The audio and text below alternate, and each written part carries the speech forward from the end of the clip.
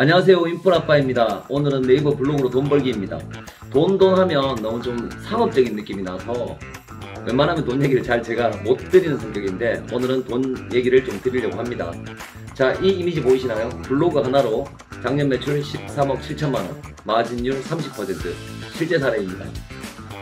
돈 버는 방법을 원하시는 분들한테는 이번 영상이 꽤나 도움이 되지 않을까 싶습니다. 구독과 알림 설정은 되게 큰 힘이 됩니다.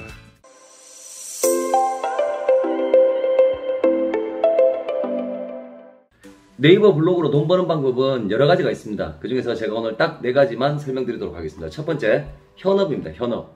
두 번째, 창업입니다. 세 번째, 채널입니다. 그리고 마지막으로 네 번째, 연계입니다. 첫 번째, 현업이라는 말은 현재 본인이 하고 있는 직업 또는 업종과 관련해서 매출 증대나 홍보, 고객 유치 등 어떤 경제적 효과를 발생시키는 것을 말합니다. 자, 좀 전에 보여드린 이 이미지 보이시죠? 13억 7천만원 작년 2020년 그 한 해 매출입니다. 입금 2,854건에 13억 7천만원 정도 매출을 올리셨는데 마진율은 한 30% 정도 된다라고 이야기를 하시더라고요. 제가 이 이미지를 보여드린 이유가 있습니다. 블로그를 해서 돈을 벌 수 있는 방법 중에서 가장 많은 돈, 그리고 가장 현실적인 돈, 그리고 가장 돈 같은 돈은 현업과 연계했을 때 생기는 소득입니다. 자, 이거는 네이버에서 노출이 되지 않습니다. 왜냐하면 대부분 고객이 찾아오거나 또 상담 전화가 오거나 공사가 연결이 되거나 중고가 거래가 되거나 하는 등등이겠죠. 자, 이분 같은 경우는 제가 개인 신상에 대해서는 말씀드릴 수 없고요. 큰 업종으로 말씀드리면 간판업을 하시는 분입니다. 자, 이분은 블로그 하나를 운영을 하시고요. 메인 블로그에서 올라온 매출이 이 이미지처럼 작년 한 해 13억 7천만원 정도가 올라왔습니다. 자, 이분은 블로그에서 애드포스트 수익이나 블로그에서 원고 알바 이런 건 전혀 안 하시고 체험 이런 것도 안 하십니다. 자, 여러분들이 아셔야 되는 게 네이버 블로그를 통해서 돈을 벌 수 있는 방법은 수십 가지, 수백 가지 이상입니다. 그리고 본인한테 맞게 내가 블로그를 이용해서 어떻게 하면 돈을 벌까라는 것이 방법이지, 블로그를 하시는 분들이 또는 블로그 강사들이 이렇게 버세요, 이렇게 버세요, 이렇게 버세요 라고 정해놓은 방법을 여러분이 따라할 필요는 없습니다. 그래서 블로그는 매체이지 않습니까? 채널이지 않습니까? 정말 물같이 모양을 여러 형태로 바꿀 수 있습니다. 그래서 어떻게 하면 내가 소득을 높여가는데 최적화시킬 수 있을까라는 게 어쩌면 네이버 블로그로 돈 벌기의 가장 핵심적인 요소라고 볼 수 있습니다. 그래서 남들이 이렇게 하니까 나도 이렇게 한다라는 생각은 버리시고요. 내게 맞는 것을 찾아가는 것이 최고의 정답이다 라고 이해하시면 될 것 같습니다. 자, 이분 같은 경우는 주로 네이버 블로그 포스팅을 통해서 많은 분들이 검색을 하고 예비 고객들이 그 포스팅을 보고 전화를 주시고 상담을 하고 간판을 시공을 하신다라고 이해하시면 될 것 같아요. 제가 좀 전에 오픈 채팅에서 어떤 분께서 문의 드릴 게 있습니다 라고 해서 제가 아마 처음으로 제 전화번호를 오픈했을 거예요. 그래서 그 폰으로 전화가 오셨고요. 한 40분 넘게 제가 통화를 하면서 그분은 중고 화물차를 거래하시는 분이시거든요.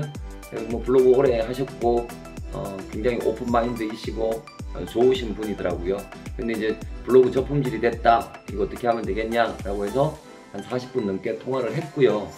그러면서 제가 이제 도움이 되실 만한 이야기를 제가 아는 한 양심껏 좀 드렸습니다. 사례를 하겠다는데 저는 절대 그런 걸 바라는 사람은 아니고요. 그래서 돈 많이 버셨으면 좋겠다라는 마지막 말씀으로 전화를 마무리했는데 가구일 수도 있고요, 중고 화물차일 수도 있고요, 또는 이분처럼 간판이나 이런 업이실 수도 있겠죠. 물론 네일샵이든지 미용실이든지 식당이든지 정말 많습니다. 어찌 보면 네이버 블로그로 돈 벌기를 해야 하는 업종은 어떤 것일까 라는 질문에 저는 단언코 전부 다 라고 대답을 드리고 싶어요. 자, 어쨌든 현업과 연결해서 매출을 증대시키고 고객에게 홍보를 하고 고객에게 유치를 하고 상담을 하고 설치를 나가고 판매를 하고 하는 등등, 이게 네이버 블로그를 통해서 가장 큰 돈, 가장 현실적인 돈, 가장 빠른 돈 방법이라고 생각하시면 될 것 같습니다. 구독, 좋아요. 자, 두 번째, 블로그 창업, 요거 조금 어려운 얘기인데요. 아마 유튜브에서 이 이야기를 하시는 분은 전 단 한 명도 본 적이 없어요. 엉뚱한 얘기들 자꾸 하시더라고요. 블로그를 가지고 어떤 창업을 하냐, 블로그 자체가 창업의 목적이 될 수 있습니다. 물론 전업이냐 부업이냐 이런 구분이 좀 필요하긴 해요. 하지만 더 중요한 것은 내가 연계할 수 있는 거래 또는 판매 대상이 되는 아이템을 가지고 있냐, 내가 거기에 정통하냐라는 문제를 잘 뚫어보셔야 됩니다. 자, 예를 들어 드리겠습니다.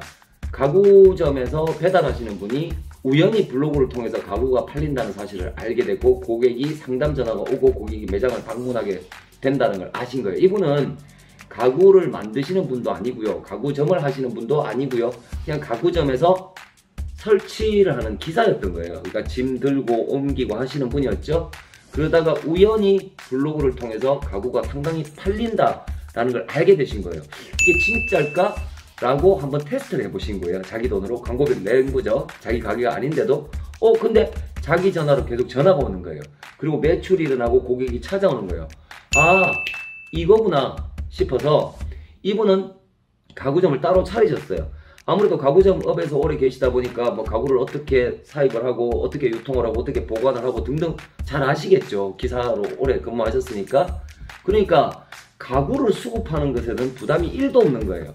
그러면 아무리 가구가 많으면 뭐해요? 내가 고객이 없고 홍보가 안 되면 답이 없다는 걸 알기 때문에 그 부분에 자신이 없어서 그냥 기사로만 계셨던 거예요. 그런데 블로그가 그걸 해결하게 된다는 사실을 우연히 알게 된 거죠. 그러면서 이분은 가구라는 아이템으로 창업을 했지만 실제 주력은 블로그가 되어버린 거예요. 아마 그분 같은 경우는 가구가 아니라 다른 거라도 좋으니까 블로그를 통해서 돈이 되는 게 있다라면 런칭을 하실 것 같아요. 그래서 이분은 가구를 해오셨지만 결국은 창업은 블로그 창업을 하셨다라고 보는 게 맞고요. 이와 유사한 실제 사례로 타일, 외벽 타일, 그리고 인테리어 타일, 왜 우리 요즘 보면 그 내장재 마감으로도 타일을 많이 쓰지 않습니까? 그 공장에서 공부를 하고 이 내장재 타일에 대한 기본 정보를 숙지한 다음에 자기는 출근을 안 해요. 그리고 포스팅만 해요. 그리고 거기서 주문 전화가 오면 공장에 넘겨주고 배송을 하는 거예요. 다시 정리해드리면 타일 공장에 들어가서 각각의 타일의 특징이나 이런 걸 기본적인 공부를 해요. 많이 자료도 수집하고 남 포스팅도 보고 공부 많이 했죠. 한두 달 정도 열심히 공부했어요. 그리고 그 공장에 가서 기본 정보를 얻고 마진율을 책정하고 계약을 끝낸 다음에 자기가 알아서 포스팅을 하기 시작하고 전화가 오면 넘겨주는 거예요. 오더만. 그리고 다른 어떤 업체들 또는 뭐 이런 업체들이 가지고 있는 경쟁력, 타일 이런 거를 공부를 해서 이제 자기가 이 업체하고 일을 하면 되겠다 싶어서 거기에 뭐 포스팅 알바를 하는 것도 아니고요. 그냥 자기가 자기 블로그를 성장을 시키는 거예요. 그러면서 오더가 들어오면 넘겨주고 마진율 책정받아서 돈 받고. 그러니까 회사에 출근도 안 하는데 일반 직장인들의 월급에 이미 3배, 4배 이상 시작한 지 한 6개월 됐거든요.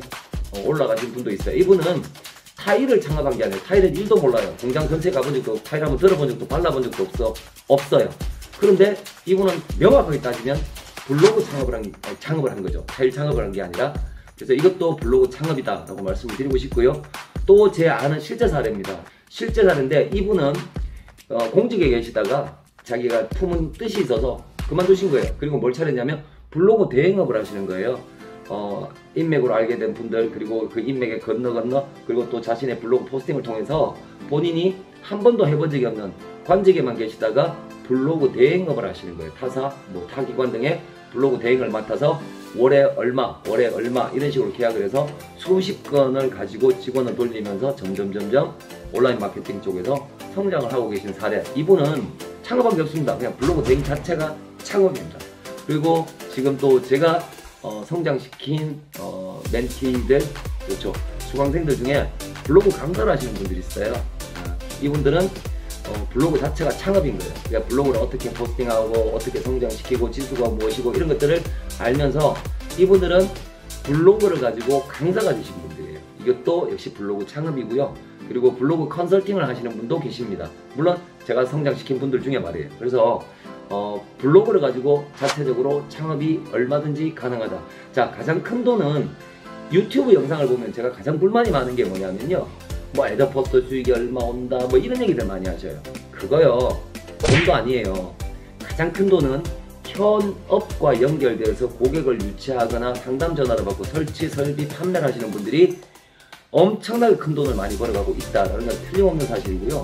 채널, 즉 블로그 자체만으로 소득을 낸다라는 의미입니다. 좀 전에 말씀드린 건 현업하고 연결시키는 방법, 그리고 블로그 자체를 창업으로 보는 방법을 말씀드렸고, 지금은 블로그 채널이라는, 블로그라는 매체 자체가 소득원이 될 수 있다는 얘기입니다. 이 부분은 굉장히 다양하기는 한데요, 사실 억대 연봉은 좀 힘듭니다. 상당한 시간이 걸리기도 하고요. 자, 제일 먼저 낮은 지수로도 할 수 있는 이 체험단입니다. 블로그를 시작해서 보통 뭐 한두 달 정도 되면 누구나 할 수 있는 일이고요. 제품이나 뭐 또는 향응을 제공받고 지원받고 리뷰를 하는 간단한 개념이죠. 이걸로 웬만한 생필품을 충당하시는 분들이 생각보다 엄청 많습니다. 나가야 될 돈이 안 나가는 거니까 이것도 넓은 의미로는 소득이라고 할 수 있을 겁니다. 지원을 많이 받는 분 같은 경우는 한 달에 수백만 원의 용품, 생활용품, 뭐 유아용품 등도 지원을 받으시니까 푼돈이라고 하기에는 좀 크다고 볼 수 있을 것 같습니다. 또 다른 수입으로는 애드포스트가 있습니다. 이건 방문자나 클릭률에 따라 차이가 굉장히 많고, 또 광고주, 클라이언트가 어떤 광고를 하냐에 따라서 금액 차이는 정말 폭이 큽니다. 작게는 애드포스트는 몇천원, 몇만원 버시는 분 많을 거예요. 그리고 몇백만원을 버는 분들, 그러니까 월에 몇백을 버는 분들이 있기는 합니다. 하지만 네이버 블로그를 하면서 애드포스트가 나는 주수입이다, 이렇게 이야기하기에는 애드포스트 수익은 굉장히 빈약한 게 사실입니다. 다음은 포스팅 광고 원고료입니다. 내가 뭘 포스팅을 해주고 거기에다 원고료를 받는 거죠. 체험보다는 지수가 많이 높아야 됩니다. 체험은 뭐 한두 달, 뭐 방문자 500명, 1000명 뭐 등등 해서 특별하게 뭐 체험 조건에 따라서 제약이 약합니다. 하지만 원고료를 받는, 즉 돈을 받는 경우에는 체험단 수준보다는 월등히 지수가 높아야 된다라고 이해하시면 될 것 같고요. 건 바이 건으로 특정 비용을 업체로부터 받아서 해당 업체의 재화 또는 용역을 우호적인 시각으로 글을 작성하는 것을 말한다고 생각하시면 되고요. 노출 조건 없이 프리하게 원고료를 받는 경우, 이거는 뭐 몇만원 아주 작은 수준이고요. 또 그 다음 그거보다 단계가 높은 게 24시간 상단 노출 조건으로 원고료를 받는 경우가 있습니다. 이것 외에도 블로그 자체를 기간별로 한 달에 얼마를 받고 대여해주는 방법이 있는데요. 자기가 블로그를 성장을 시키고 한 달에 얼마를 받고 빌려주는 거죠.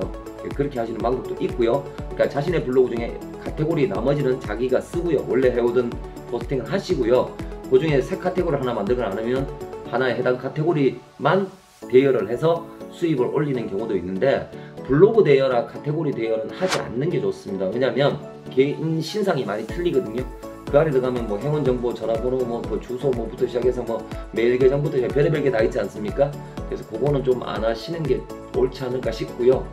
원고를 제공받고 사진도 제공받고 하는 원고 알바 있지 않습니까? 그것도 하지 않는 게 좋습니다. 차라리 제품을 제공받고 제가 기초 리서치를 하고 언박싱을 하고 리뷰를 올리고 있는 그대로 솔직하게 하는 이런 것들은 괜찮은데, 원고를 받아서 그대로 복사해서 넣기라는 게, 그것에 근거해서 포스팅하는 경우에는 몇 번 하면 저품질 빠질 것 같습니다. 왜냐하면 같은 원고들이 너무 많아서 사진도, 그러니까 그런 원고 알바는 유사 이미지, 유사 문서라고 보시는 게 맞을 겁니다. 그래서 그거는 전혀 권하지 않고요. 또 하나, 위젯을 달아서 소득을 올리는 경우도 있습니다. 위젯 하나당 보통 뭐 그것도 지수에 따라 다르고 방문자에 따라 다르고 다 다릅니다. 다른데 보통 한 개 5,000원, 만원, 2만원 그 사이로 왔다 갔다, 편하게 그냥 한 개 월 만원 정도 보시면 크게 오차는 없을 것 같고요. 또 다른 방법으로는 블로그를 육성시키고 만들어서 판매하는 경우도 있습니다. 준최적화, 최적화 1단계, 2단계, 3단계, 그리고 C랭크 블로그 이렇게 단계별로 해서 블로그를 육성시키고 키운 다음에 그 블로그를 파는 거죠. 그 계정을 판매하는 건데, 이건 블로그 지수에 따라 가격이 천차만별이고요. 시세의 변동이 매우 심하다고 보시면 됩니다. 이 시세가 왜 형성이 되냐면 최저가가 잘 나오고 C랭크가 잘 나올 때는 아무래도 그런 C랭크 블로그나 최저가 블로그 가격이 조금 낮게 책정이 되고요. 요즘은 아무리 파도 최저가가 잘 안 나온다 싶을 때는 시세가 금값처럼 이렇게 막 치솟기도 합니다. 그래서 최저가 3단계 또는 C랭크 블로그의 경우에 제가 1000만원대 이상, 1000만원, 1000몇백만원, 2000만원까지 거래되는 것을 보기도 했었거든요. 그래서 요런 뭐 블로그를 만들어서 판다든지, 또는 카테고리를 대여한다든지, 블로그 자체를 대여한다든지, 또는 포스팅할 때 건 바이 건으로 한다든지, 또는 한 달 월별로 한다든지 뭐 등등, 이런 블로그 자체 채널을 통해서 소득을 올리는 방법에 대해서 지금까지 설명을 드렸고요. 네 번째는 연계입니다. 연계라는 말은 블로그 이외의 채널, 네이버가 아닌 타 플랫폼 등을 연계한 경우인데요. 블로그와 스마트 스토어라든가 또는 블로그와 인스타 또는 블로그와 밴드, 그거 말고도 많지 않습니까? 그래서 자신에게 맞는, 그리고 내가 어떤 최적화된 모델, 그리고 내가 최대 수익을 낼 수 있는 모델 등으로 여러가지 매체를 혼용 또는 결합해서 사용하는 것을 말합니다. 어찌 보면 이 경우가 가장 고도화된 비즈니스 모델 또는 가장 난이도가 높고 세련된 비즈니스 모델이라고 해도 틀리지는 않을 것 같고요. 특정 업종을 제외하고 나머지 이 강의를 들으시는 분 또는 저희 카페나 또는 오픈챗에 와 있는 분들이 마지막으로 지향해야 될 모델이 바로 블로그와 인스타, 블로그와 유튜브 또는 블로그와 스마트 스토어 등등을 혼용해서 사용하는 모델이 마지막 종착지가 아닐까라고 생각이 듭니다. 구독, 좋아요. 자, 결론은 이렇습니다. 블로그 돈 버는 방법은 무지하게 많다. 제일 중요한 건 나에게 맞는 방법을 찾는 것이지 남들이 벌었다는 카더라 전단지를 믿고 들어갈 필요는 없다. 하지만 지수가 낮으면 제가 지금껏 말씀드린 모든 돈 벌기 방법은 듣지 못한만 못하다. 지수를 높여놔야 블로그를 대여하든 블로그를 팔든 뭐 거기다 원고료를 받든 제가 뭐 제 가게로 홍보를 하든 뭔가 되지 않습니까? 그래서 지수를 높이기 위해서는 어떤 잔재주보다 꾸준함이 최우선이다. 컨텐츠 아무리 잘 써도 필요 없습니다. 썼다 안 썼다 의미 없다는 거예요. 그냥 꾸준히 하시는 분, 이분이 정말 마지막에 최종의 손자가 되실 겁니다. 꾸준함이 담보가 되면 이제 키워드, 타이틀, 본문 작성 등등 이런 것들을 좀 체계적으로 공부하시면 좋을 것 같습니다. 자, 정리하면 이렇습니다. 돈 버는 방법은 많다. 나에게 최적화된 돈 버는 방법을 설계를 하자. 지수를 쌓아야 이것들이 현실이 된다. 지수를 쌓는 제일 좋은 방법은 꾸준함이다 라고 이해하시면 될 것 같습니다. 자, 오늘 영상 도움이 되셨나요? 아래에 새벽기운 아카데미 카페 오픈 채팅방 링크 남겨놨습니다. 언제든지 궁금한 점 있으시면 문의해 주시고요. 오늘도 즐거운 하루 되십시오.